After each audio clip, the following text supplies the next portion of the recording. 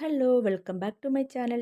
ഇന്നത്തെ എൻ്റെ റെസിപ്പി ഒരു തനി നാടൻ റെസിപ്പിയാണ്. നല്ലൊരു വെറൈറ്റി ആയിട്ടുള്ളൊരു റെസിപ്പിയുമായിട്ടാണ് ഞാൻ വന്നിരിക്കുന്നത്.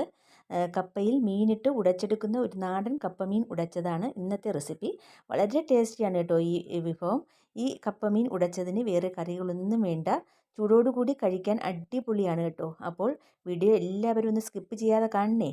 വീഡിയോ ഒന്ന് ഇഷ്ടമായ ലൈക്ക് ചെയ്യാനും ഷെയർ ചെയ്യാനും കമൻറ്റ് ചെയ്യാനൊന്നും മറന്നു പോകരുതേ. അപ്പോൾ നമ്മുടെ തനി നാടൻ രീതിയിലുള്ള കപ്പമീൻ ഉടച്ചത് എങ്ങനെയാണ് തയ്യാറാക്കി എടുക്കുന്നതെന്ന് നോക്കാം. അപ്പോൾ നമുക്ക് വീഡിയോയിലേക്ക് പോകാം.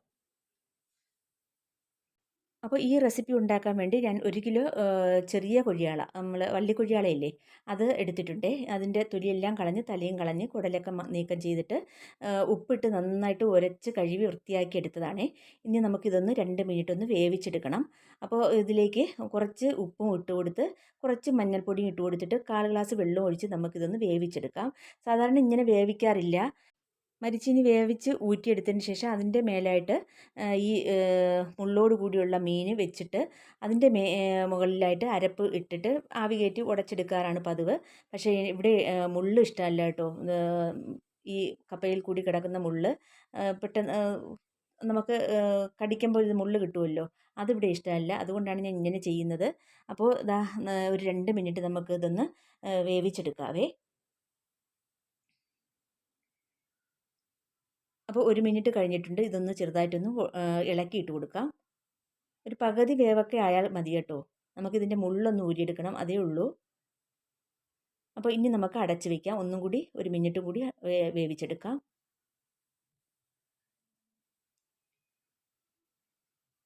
ഇപ്പോൾ ഇതാ 1 മിനിറ്റ് കൂടി കഴിഞ്ഞിട്ടുണ്ട്. ഇനി നമുക്ക് അടപ്പൊന്ന് നീക്കിയിട്ട് ഫ്ലെയിം ഓഫാക്കാം. ഇത് നന്നായിട്ടൊന്ന് തണുത്ത് കിട്ടണം കേട്ടോ. ഈ ചൂടൊക്കെ ഒന്ന് മാറി നമുക്ക് മുള്ള് കയ്യിലെടുത്ത് ഊരിയെടുക്കാനുള്ളതാണ്. അതുകൊണ്ടൊന്ന് ഒന്ന് തണുത്ത് കിട്ടണം. അതുവരെ നമുക്കൊന്ന് മാറ്റി വയ്ക്കാം. അപ്പോൾ ഇതാ നന്നായിട്ട് മീനൊക്കെ നന്നായിട്ട് ചൂടാറിയിട്ടുണ്ട്. ഇനി നമുക്കിതാ ഇതുപോലെ ഒന്ന് നടുക്കുള്ള മുള്ളൊന്ന് ഇതുപോലെ ഒന്ന് നീക്കം ചെയ്യണമേ. അപ്പോൾ ഇതുപോലെ ബാക്കിയുള്ള മുള്ളെല്ലാം ഞാൻ നീക്കം ചെയ്തിട്ട് വരാവേ.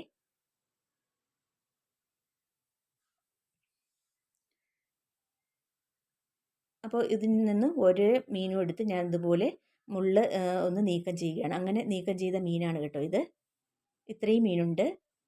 ഇനി നമുക്ക് കപ്പ വയ്ക്കാനൊരുങ്ങാം. അതിനുവേണ്ടി ഞാനൊരു 1/4 കിലോ കപ്പ ഒന്ന് തൊലിയെല്ലാം കളഞ്ഞിട്ട് മുഴുവനായിട്ടൊന്ന് ആദ്യം ഒന്ന് കഴുകിയെടുത്തിട്ടുണ്ട്. ഇനി ഒന്ന് ചെറുതായിട്ട് ഇതുപോലെ ഒന്ന് അരിഞ്ഞെടുത്തതിന് ശേഷം ഒരു മൺചട്ടിയിലാക്കി നിറയെ വെള്ളവും എടുത്ത് നമുക്കിതൊന്ന് വേവിക്കാൻ വയ്ക്കാം. അരിഞ്ഞെടുത്തതിന് ശേഷം കപ്പ നന്നായിട്ട് കഴുകിയെടുത്തിട്ടുണ്ടായിരുന്നേ. കപ്പ ഒന്ന് വേവാൻ വയ്ക്കുന്ന സമയത്തിനിടയിൽ നമുക്ക് ഒരു അരപ്പ് തയ്യാറാക്കണം. അതിനുവേണ്ടി കുറച്ചധികം തേങ്ങ വേണം കേട്ടോ. ഒരു 1.5 മുറി തേങ്ങ ഞാൻ ചിരകി എടുത്തിട്ടുണ്ട്.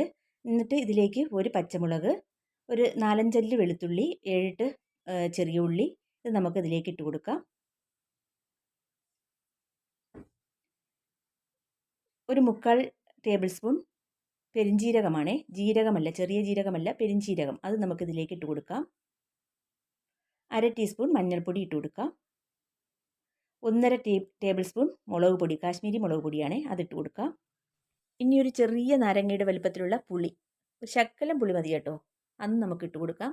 കുറച്ച് കറിവേപ്പില ഇട്ട് കൊടുക്കാം.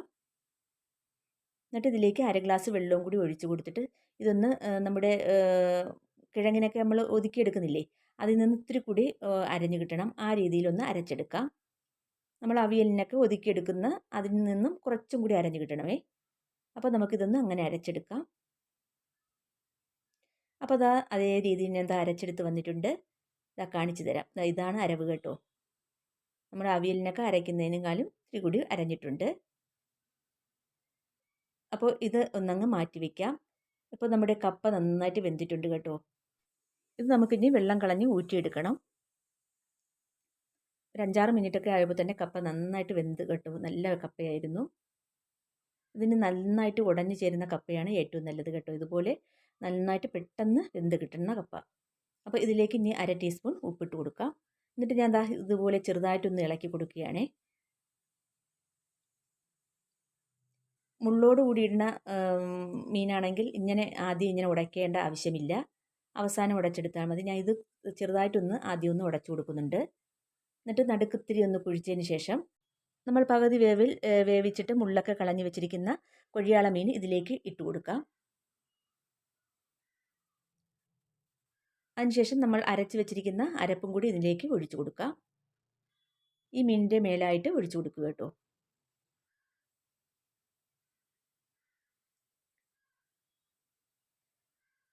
അപ്പോൾ അതാ അരപ്പും ഞാൻ ഒഴിച്ച് കൊടുത്തിട്ടുണ്ട്. ഇനി നമുക്ക് ജാറും കൂടി കഴുകി ആ വെള്ളവും കൂടി ഒന്ന് ഒഴിച്ചു കൊടുക്കാം. ഇനി 1.5 ഗ്ലാസോളം വെള്ളം ഒഴിച്ച് ജാറും കൂടി കഴുകി ആ വെള്ളവും കൂടി നമുക്കിതിലേക്ക് ഒഴിച്ചു കൊടുക്കാം. കാരണം നമ്മളിത് ഉടച്ചെടുക്കുമ്പോൾ ഇത്തിരി ലൂസായി കിട്ടണം കേട്ടോ. അതിന് വേണ്ടിയാണ് 1.5 ഗ്ലാസ് വെള്ളം ഒഴിച്ചു കൊടുക്കുന്നത്. ഇത് നമുക്ക് കപ്പയുടെ ചുറ്റിനും ഇതുപോലെ അങ്ങ് ഒഴിച്ചു കൊടുക്കാം.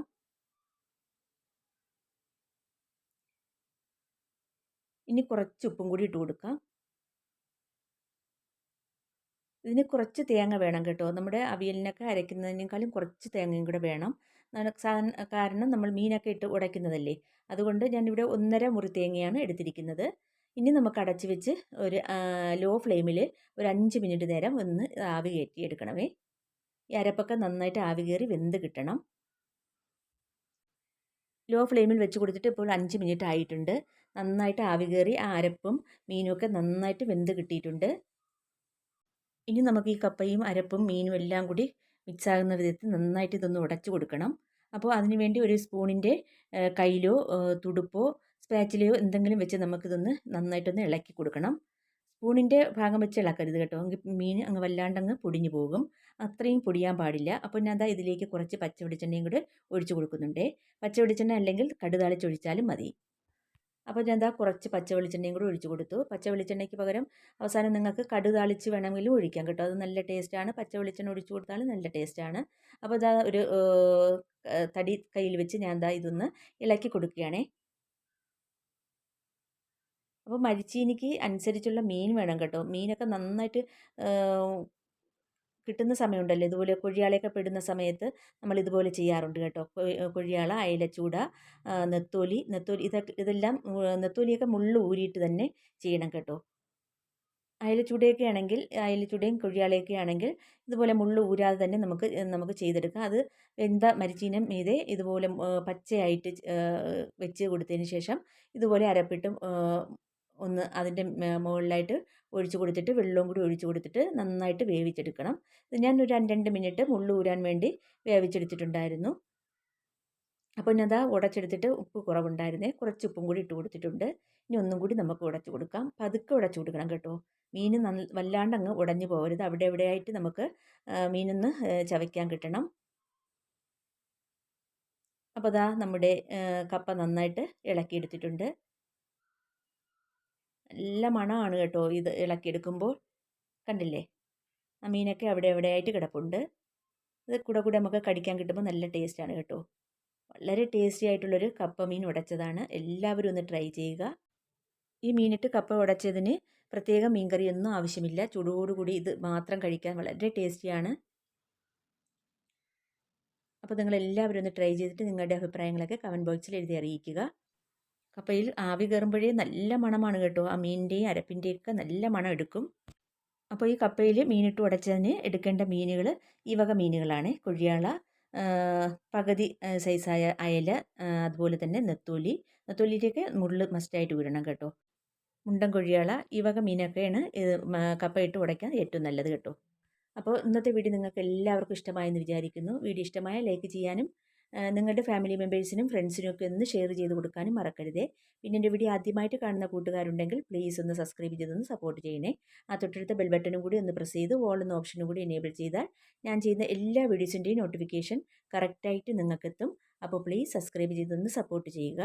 നിങ്ങളുടെ സപ്പോർട്ട് ഉണ്ടെങ്കിൽ മാത്രമേ നമുക്ക് മുന്നോട്ട് പോകാൻ കഴിയുകയുള്ളൂ. അപ്പോൾ ഇതുപോലുള്ള നല്ല വീഡിയോസുമായി വീണ്ടും വരാം. അതുവരേക്കും എല്ലാവർക്കും താങ്ക്